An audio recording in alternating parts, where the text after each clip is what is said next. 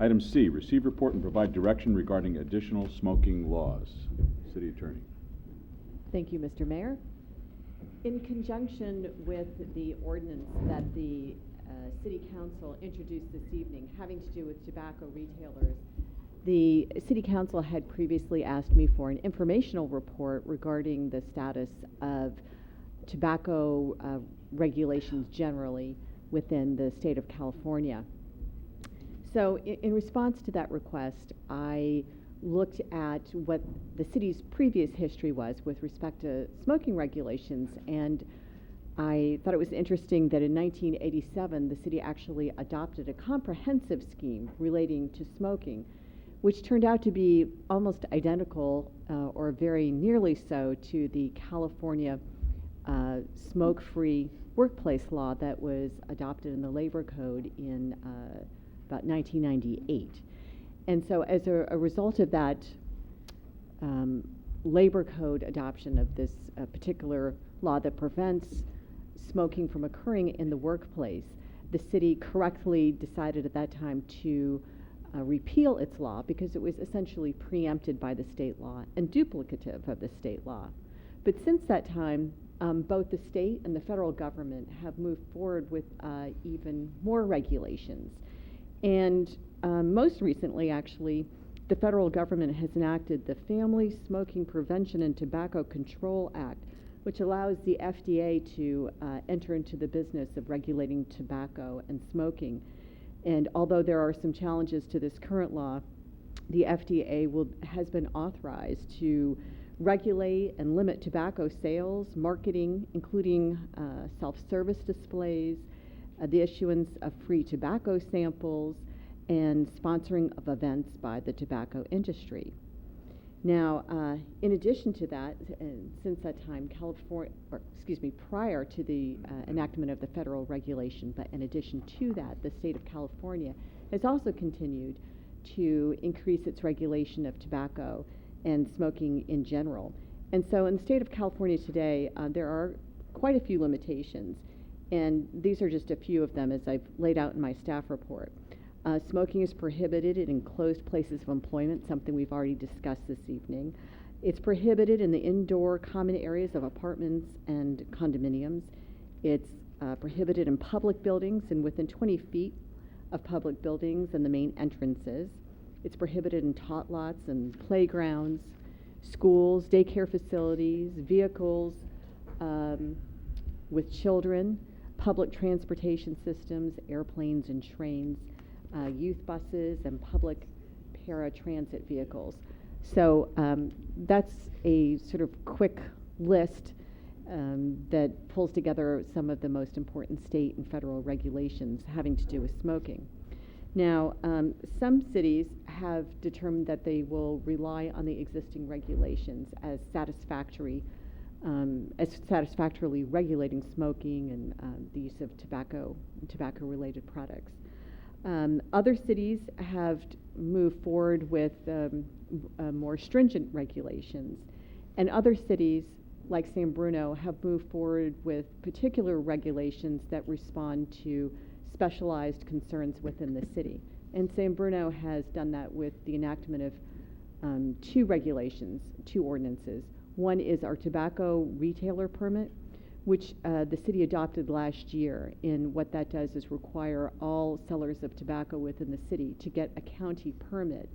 And that permit is directed quite a bit to ensuring that tobacco is not sold to minors and provides a basis for the strong enforcement and regulation of the selling of tobacco, in that if there are any violations of state or federal law, the county on behalf of the city will pull that permit. The second thing that the city did was to look at introduce the ordinance tonight that prohibits smoking within tobacco retailer shops, and therefore prohibits smokers' lounges.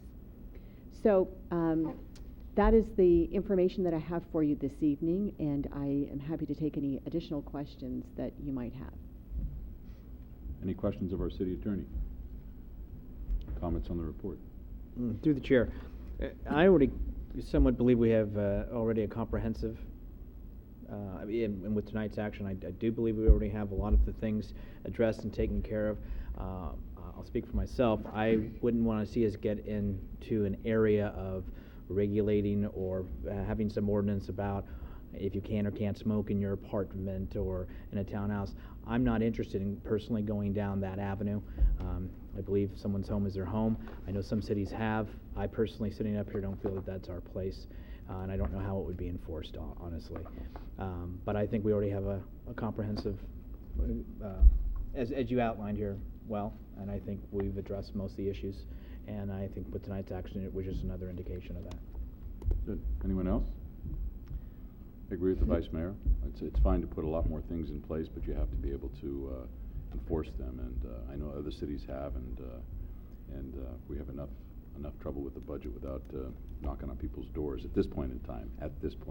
So, anyway, without any more comment, we'll go to Irene. Yes, Sorry. I would. I'd like some clarification, please.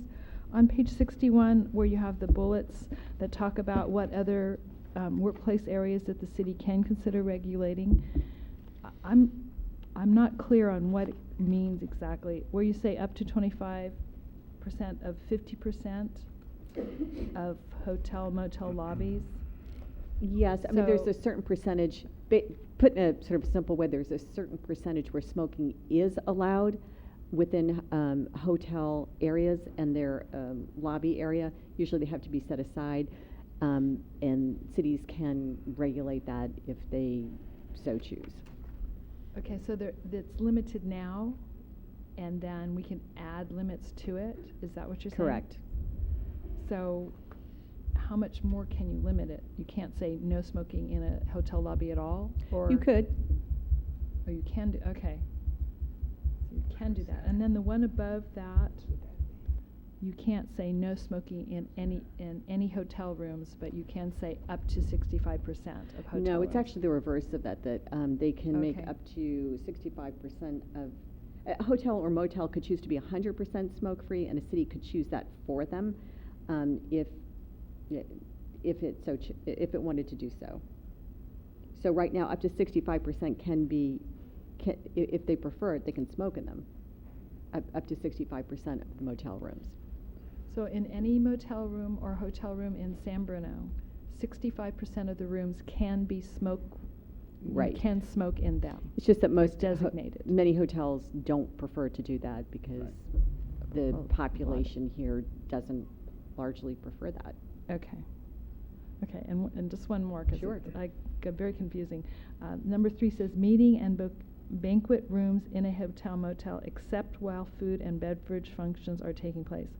So a person cannot smoke when there's food and beverage functions? Correct.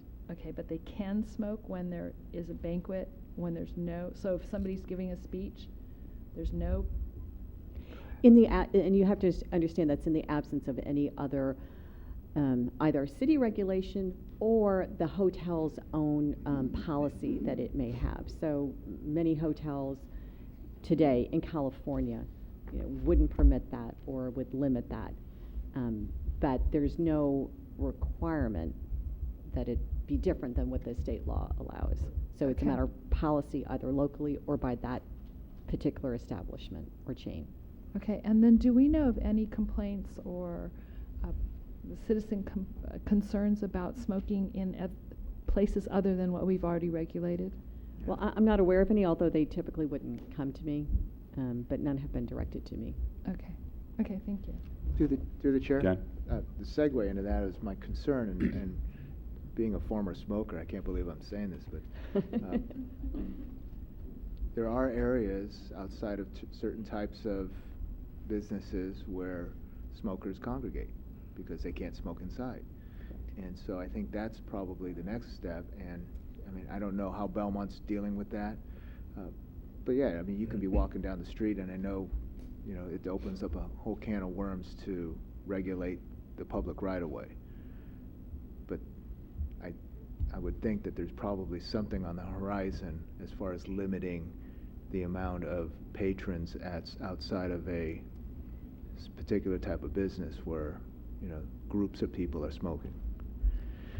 Well, there are limitations in some of the model ordinances that I have seen, limiting within a certain distance from either certain locations or activities like service areas, or within public places such as parks and public facilities. I don't think that I've seen anything preventing it from being used necessarily just on the public right-of-way, walking down a sidewalk. But Well, you have to be more location We were talking about oriented. outside of bars. So you could know, potentially, yeah. potentially limit that. Yeah, and so if you have a series of bars or something, and if it's a decent night or something, you can, walk down the street and have to walk around, a group of people. Correct. Been there. Irene? I know. See, I started quietly and worked my way up to this. This is a segue to this. One of the things with people smoking outside, especially in front of bars, is they smoke and then they throw the butts on the ground. And while it's a litter concern, it's also a concern when it goes into the street and then it goes down into our storm drains, and it's a hugely dangerous and hazardous waste situation. So if we can't prohibit or enforce prohibiting people smoking, can we at least require them to have proper receptacles for ash cans, whatever, for the cigarette butts, because it's horrible. Well, it depends on, that's interesting. It depends on how you want to approach it. With an individual, you're basically telling them not to litter, which you already do have. With an establishment like a bar, I'm just trying to think through at the moment, if they're not allowed to have smoking anyway, whether, you would then also would it be consistent to then require the But establishment could we to have provide some them sort of require it receptacle? outside? I'm sorry? Could we have them require it outside of their Maybe. establishment? And that is something that I could consider and report back to you on. Okay, that I'd like to know. Okay, I will find that out. Okay, thank you. Good. Anything else? Irene? No, I'm done now. Chamber could promote ashtrays. All right.